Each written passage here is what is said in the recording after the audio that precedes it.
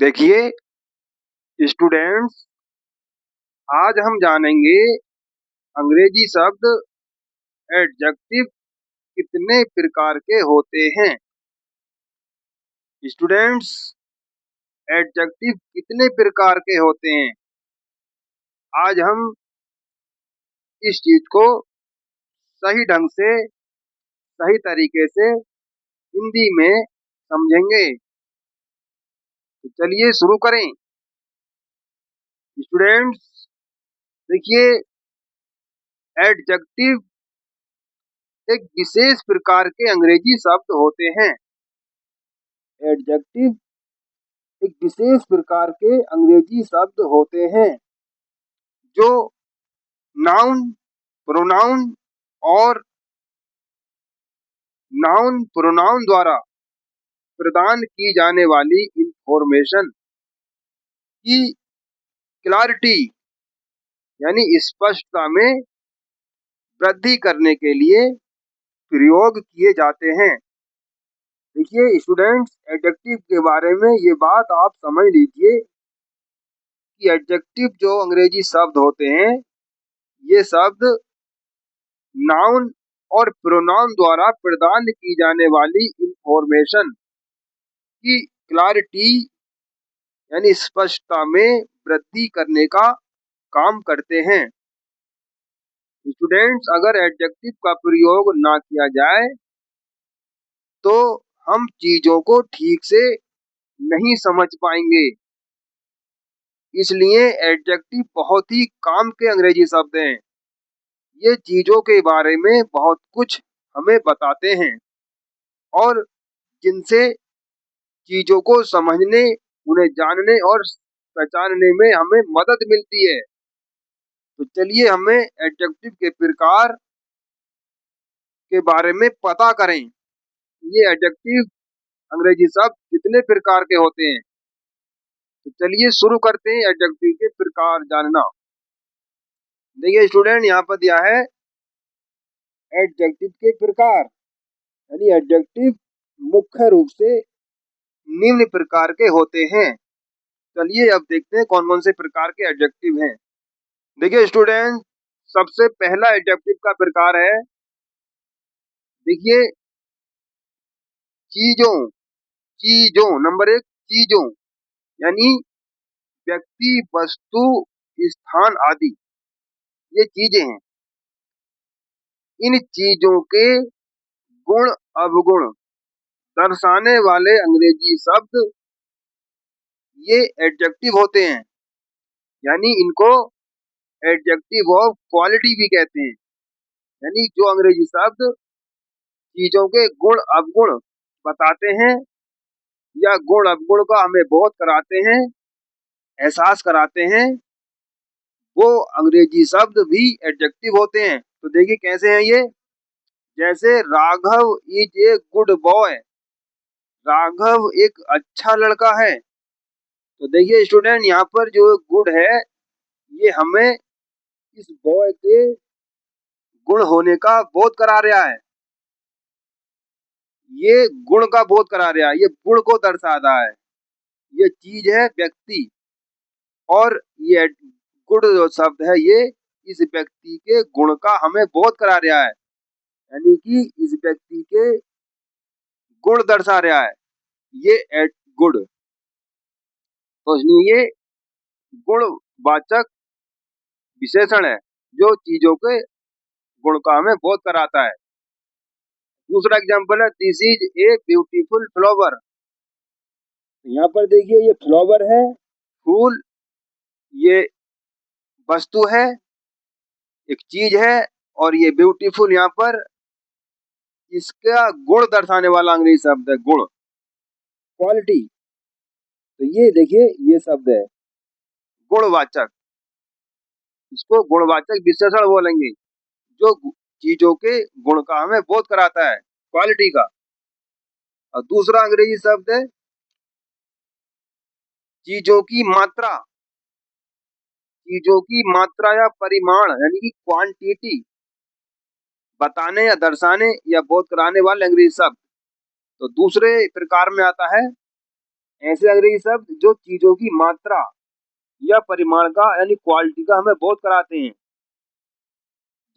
ये इन इन शब्दों को एडजेक्टिव ऑफ क्वांटिटी कहते हैं। जैसे देखिए, सी हैज सम मिल्क, उसके पास कुछ दूध है। तो देखिए ये जो सम है, ये मिल्क की मात्रा का हमें बोध करा रहा है। सम, ये जो सम वर्ड है, ये हमें, ये जो चीज है मिल्क, इस मिल्क की मात्रा का बोध कराने वाला शब्द है। तो ये सम एडजेक्टिव ऑफ क्वांटिटी हुआ।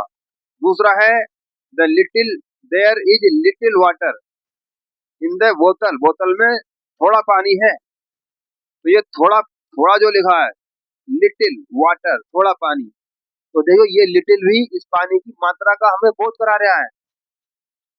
ये लिटिल वर्ड है जो वाटर नाउन यानी चीज की, इस चीज की मात्रा का हमें बोध करा रहा है, यानी कि मात्रा को दर्शा रहा है, थोड़ा पानी।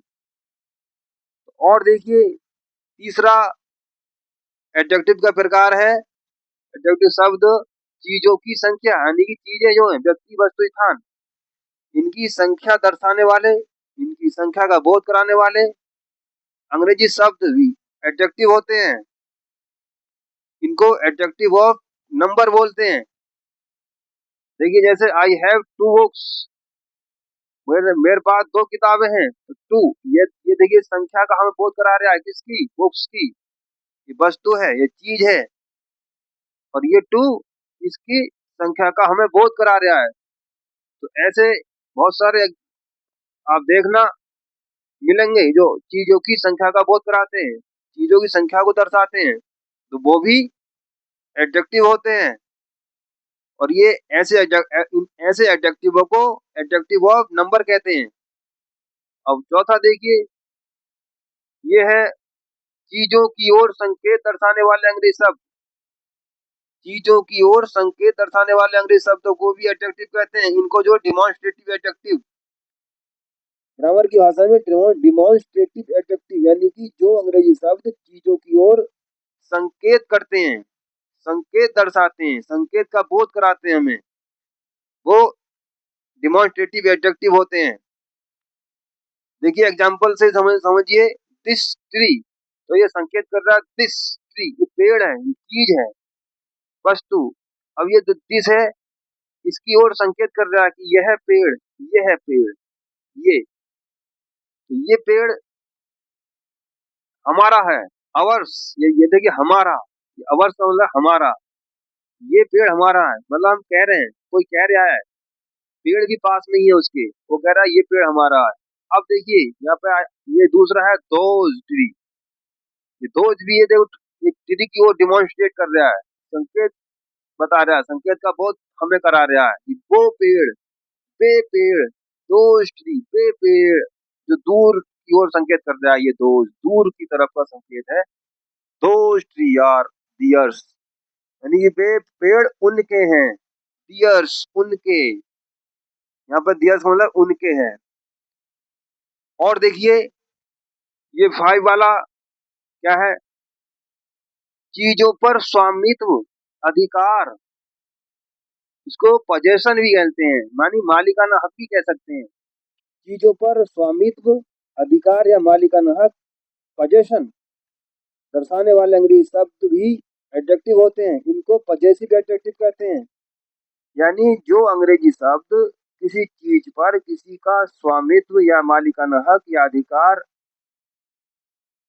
बताते हैं, का बोध कराते हैं, तो वे शब्द भी एडजेक्टिव होते हैं और उन शब्दों को पजेसिव एडजेक्टिव कहते हैं। एग्जाम्पल देखिए, my father is a farmer, मेरे पिता किसान हैं। अब देखिए यहाँ पर पिता, ये जो पिता है, ये पिता किसके पिता, मेरे, तो ये जो शब्द है माई, ये माई जो शब्द है पिता पर स्वामित्व का बोध करा रहा है, मेरे, मेरा स्वामित्व मतलब मेरा अधिकार है इन पे, पोजेशन है, मेरे पिता हैं ये, तो माई फादर, मेरे पिता किसान है। ये पोजेशन है, मतलब मेरा पिता पर पोजेशन। तो ये माई जो है ये पोजेशन दर्शा रहा है, यानी स्वामित्व का बोध करा रहा है इन पर, पिता पर। तो ये पजेसिव एडजेक्टिव हुआ। दूसरा है योर कार इज न्यू। यहाँ पर आपकी कार नई है। तो यहाँ पर जो पोजेशन है, जो स्वामित्व है कार पर, वो आपका है। और ये बताने के लिए यहाँ पर योर का प्रयोग हुआ है, यानी कि कार पर किसका पोजेशन है? योर, आपका। तो कार से पहले योर लगाया, अब हो गया आपकी कार। कार पर आपका स्वामित्व है, मालिक है आप, आपकी कार है, ये नहीं है। तो ये पजेसिव एडजेक्टिव हुआ। तो जो अंग्रेजी शब्द चीजों पर पजेशन दर्शाते हैं उनको पजेसिव एडजेक्टिव कहते हैं, और वो भी एडजेक्टिव ही का काम करते हैं। छठा देखिए, छठा कौन सा है एडजेक्टिव? चीजों को अलग अलग दर्शाने वाले अंग्रेजी शब्द। चीजों को अलग अलग, यानी कोई चीज है ग्रुप में और उनको अलग अलग जो शब्द दर्शाते हैं उन्हें वे भी एडजेक्टिव होते हैं। और ऐसे एडजेक्टिव शब्द डिस्ट्रीब्यूटिव एडजेक्टिव कहलाते हैं। डिस्ट्रीब्यूटिव, जो अंग्रेजी शब्द चीजों को अलग अलग दर्शाते हैं, यानी कि उनका बंटवारा, उनका विभाजन के तरीके से, विभाजन के रूप में दर्शाते हैं, तो ऐसे शब्द भी एडजेक्टिव कहलाते हैं, और वे एडजेक्टिव डिस्ट्रीब्यूटिव एडजेक्टिव होते हैं। जैसे देखिए एग्जांपल से समझिए, each student received a prize. Each student received a prize, मतलब यहाँ पे आएगा प्रत्येक। स्टूडेंट तो थे, दो स्टूडेंट थे, उनमें से प्रत्येक स्टूडेंट को प्राइज मिला, रिसीव्ड मिला या प्राप्त किया, उपहार, पुरस्कार। तो ये ईच जो है ये स्टूडेंटों का को अलग अलग का बोध, अलग अलग होने का बोध करा रहा है। ईच जो वर्ड है ये स्टूडेंट के अलग अलग होने का हमें बोध करा रहा है कि प्रत्येक विद्यार्थी को मिला प्राइज। ऐसे ये एवरी बॉय, प्रत्येक लड़का, वाज प्रेजेंट, उपस्थित था, प्रत्येक लड़का उपस्थित था। तो ये लड़के बहुत सारे थे, दो से अधिक थे, तो उनमें से प्रत्येक के लिए यहाँ पर ये एवरी लगाया।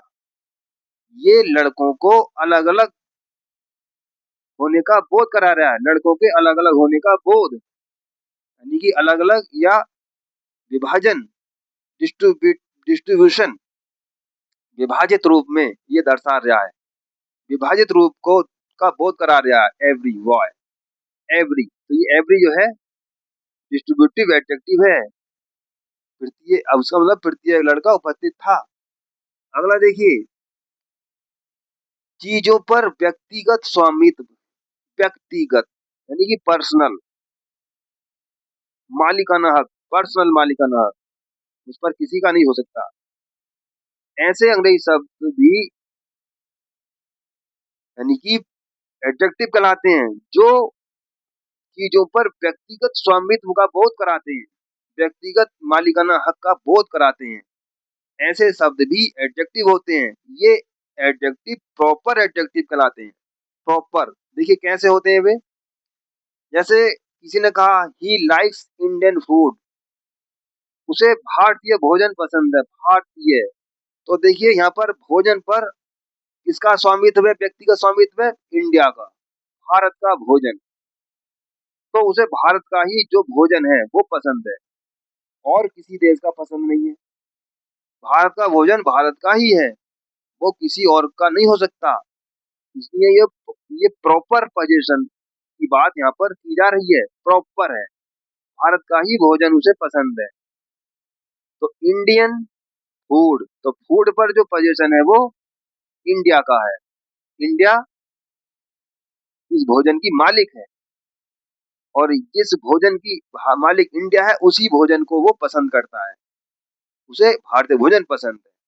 और दूसरा देखिए, I read Shakespearean, Shakespearean plays. ये प्लेज होता है नाटक, नाटक लिखता था एक शेक्सपियर जो है नाटककार था, अंग्रेजी महाकाव्य में, इंग्लिश महाकाव्य है, पहले ग्रंथों में शेक्सपियर जो नाटक लिखता था। तो मैं कहता हूँ कि आई रीड, मैं पढ़ता हूँ शेक्सपियरियन प्लेज। मैं केवल शेक्सपियर के नाटक पढ़ता हूँ। जो शेक्सपियर के नाटक हैं, शेक्सपियर के जो महाकाव्य का कवि है, ये शेक्सपियर इंग्लिश महाकाव्य है था एक, उसमें जो है ये शेक्सपियर कवि था। तो जो जिन नाटकों को शेक्सपियर ने लिखा, तो मैं उन्हीं नाटकों को मैं पढ़ता हूँ। तो ऐसे कहता हूँ शेक्सपियरियन प्लेज, मुझे शेक्सपियरियन प्लेज पढ़ता हूँ मैं। तो ये जो है प्रॉपर प्रॉपर एडजेक्टिव हुआ, प्रॉपर, यानी कि व्यक्तिगत, इन नाटकों पर व्यक्तिगत स्वामित्व है शेक्सपियर का। शेक्सपियर इन नाटकों का मालिक है, तो मालिकाना हक है। इसीलिए मैंने कहा शेक्सपियरियन प्ले। तो ये हो गया प्रॉपर एडजेक्टिव, प्रॉपर स्वामित्व, प्रॉपर मालिकाना हक, व्यक्तिगत, कहते हैं व्यक्तिगत। इन नाटकों पर केवल शेक्सपियर का ही मालिकाना हक है। तो इस तरह से एक और है, देखिए, चीजों के बारे में, चीजों के बारे में उनके गुण अवगुण, उनकी मात्रा, संख्या, उन पर स्वामित्व आदि बातें पूछने के लिए प्रयोग होने वाले अंग्रेजी शब्द, यानी कि इंट्रोगेटिव एडजेक्टिव कहते हैं उन्हें। तो ऐसे अंग्रेजी शब्द जो कि चीजों के गुण अवगुण के बारे में पूछने के लिए प्रयोग किए जाते हैं, उनकी मात्रा पूछने के लिए प्रयोग किए जाते हैं, संख्या, उन पर स्वामित्व जैसी बातें पूछने के लिए प्रयोग किए जाते हैं, ऐसे अंग्रेजी शब्दों को भी एडजेक्टिव कहते हैं। और ऐसे अंग्रेजी शब्द जो बातें पूछने के लिए प्रयोग किए जाते हैं, ऐसी बातें, उनको इंट्रोगेटिव एडजेक्टिव कहते हैं। तो हम इसे एग्जाम्पल देखकर और अच्छे से समझ लेंगे। तो देखिए क्या एग्जाम्पल इसमें दिया गया है, देखिए जैसे है हुज पेन इज दिस, यह पेन किसका है। तो देखिए ये जो यहाँ पे पूछा गया है मालिकाना हक, पेन पर, पेन का मालिक कौन है, पेन का मालिक कौन है, यानी कि पेन पर किसका अधिकार है, किसका स्वामित्व है, ये पूछने के लिए यहाँ पर हुज का प्रयोग किया है, इंट्रोगेटिव प्रोनाउन। इसको इंट्रोगेटिव प्रोनाउन भी कहते हैं, लेकिन यहाँ पर ये इंट्रोगेटिव एडजेक्टिव के रूप में प्रयोग हुआ है। हुज पेन, ये मालिकाना हक पेन पर पूछने के लिए हुज का प्रयोग हुआ है, इसलिए इंट्रोगेटिव एडजेक्टिव है। हुज पेन इज दिस, ये पेन किसका है। और ये एक एग्जांपल है which book do you want, want, आपको कौन सी बुक चाहिए, कौन सी बुक। तो ये देखिए यहाँ पर बुक के बारे में पूछा गया है कि आपको आपको कौन सी बुक पसंद है, तो आपकी पसंद पूछी गई है, कौन सी बुक आप चाहते हैं। तो ये विच लगा करके ये बात पूछी गई है कि आपको कौन सी किताब चाहिए, कौन सी किताब आपको पसंद है। तो इस तरह से जो इंट्रोगेटिव वर्ड प्रयोग किए जाते हैं वो इंट्रोगेटिव एडजेक्टिव के रूप में होते हैं। तो स्टूडेंट, मुझे उम्मीद है कि आपने एडजेक्टिव के प्रकारों के बारे में अच्छी समझ बना ली होगी। आपने ये एडजेक्टिव के प्रकार, एडजेक्टिव कितने प्रकार के अंग्रेजी शब्द होते हैं, ये आपने इस वीडियो के माध्यम से समझ लिया होगा। तो अगर आप ये वीडियो पसंद करते हैं तो प्लीज वीडियो को लाइक कर दें और चैनल को सब्सक्राइब कर लें और वीडियो शेयर भी करें। मैं फिर मिलूंगा अगली वीडियो में एक नए टॉपिक के साथ। तब तक अपना ख्याल रखिए। Have a nice day. Thank you for watching this video.